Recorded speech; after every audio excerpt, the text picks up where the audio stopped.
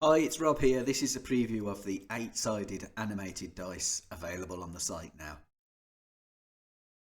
In the download folder you can see you get PNG files, which are keyframe sequences of the dice animation, as well as SVG files and GDS Plus files. If you just want to quickly see what the dice look like playing, I quickly knocked up a sprite to file animation so you can see this is what the dice look like animated. Now I'll show you what you can do and how you can edit it using the GDS Plus tool. You don't have to use the GDS Plus tool to edit. You can still use Inkscape with the SVGs or Photoshop or Krita, whatever you use to edit, but GDS Plus will make it a lot faster. So I'm going to go to the page and open the GDS tool from the banner. Let's launch it. I'm going to navigate to the GDS Plus file, just 8-sided dice, GDS Plus, and let's load the spin animation all frame. So as you can see, all the frames are on the sprite sheet. There are other GDS Plus files that include all the frames individually,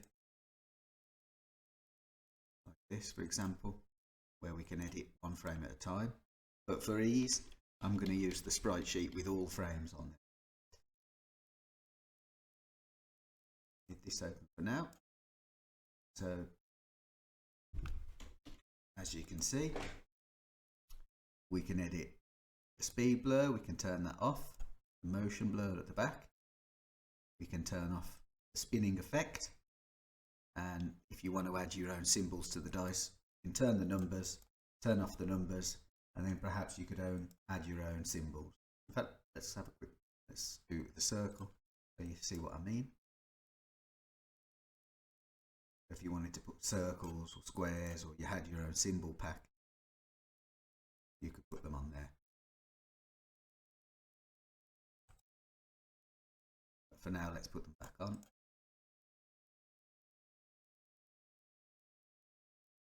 If you want to adjust the colour of the dice, you can go in and adjust each part separately. So if you just want to adjust the dice colour and keep the numbers green, you can do so with the slider. If you just want to affect the numbers, maybe you want black numbers, although black probably doesn't look very good. You want to adjust the spinning effect. So you can also adjust all the colours at once with the master colour, which is probably the easiest and the best way to change the colour of the dice. We can also affect the stroke weight. If you don't want stroke, you can turn off the stroke. If you want big stroke, you can make it big, although it's not particularly advisable. But if you're making a game on a small screen, then maybe you'll make a big stroke. Okay, so that's it. That's the 8-sided dice. Thanks for watching. Also included in the dice pack is the dice tray, which you can use if you want to do a dice throwing cutscene or some other scene for your game. The dice tray again is a GDS Plus file, so you can edit and modify almost every aspect easily in the GDS Plus tool. Quick example, let's load in the dice tray. Included is the dice tray GDS. Okay, as you can see, this is the dice tray.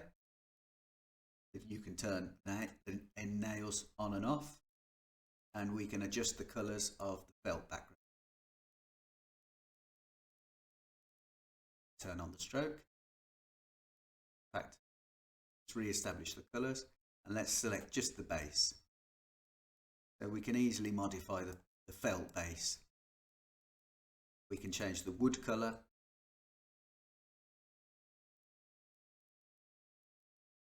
and the nail. You can also use GDS Plus to quickly make separations on your dice tray.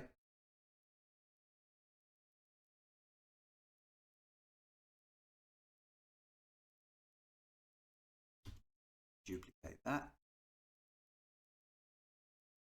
here. Let's duplicate this. Get this one. That one to the top. You know, you need to go to the back. This is what needs to come to the top.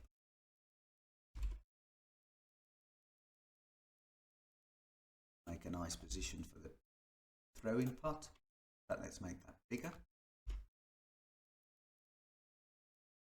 GDS Plus assets are SVGs, so you can make them as big as you like and you'll always keep the resolution. In fact, this dice tray, even though I'm zoomed out now, is 2033 pixels, so it's probably already big enough. Okay, flip that. There we go. Let's get rid of all these.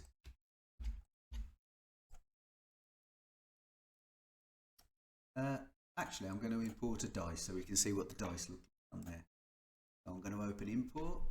I'll go to the dice pack. Let's pick a 12-sided dice.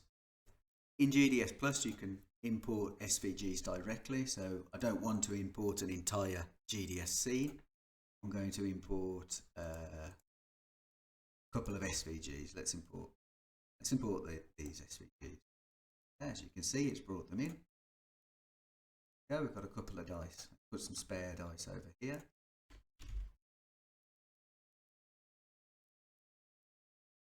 In fact, you can use some animation frames for a change in dice perspective if you wanted to fill a dice tray.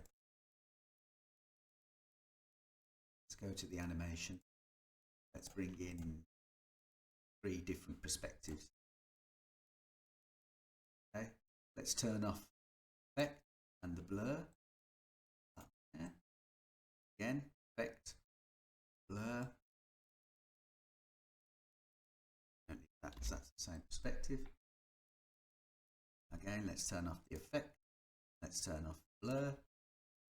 So now we've got a nice jumble of dices. Move that down below the wood so it looks like it's actually in the compartment.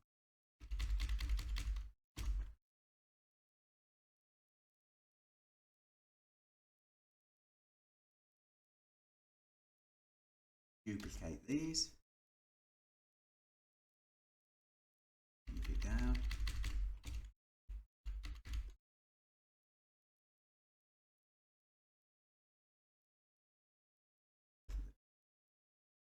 Just for a bit of effect, let's change a couple of. Change the color of this one. Let's change this one. This one here. One.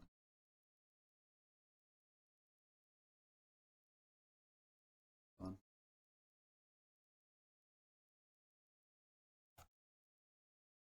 Go.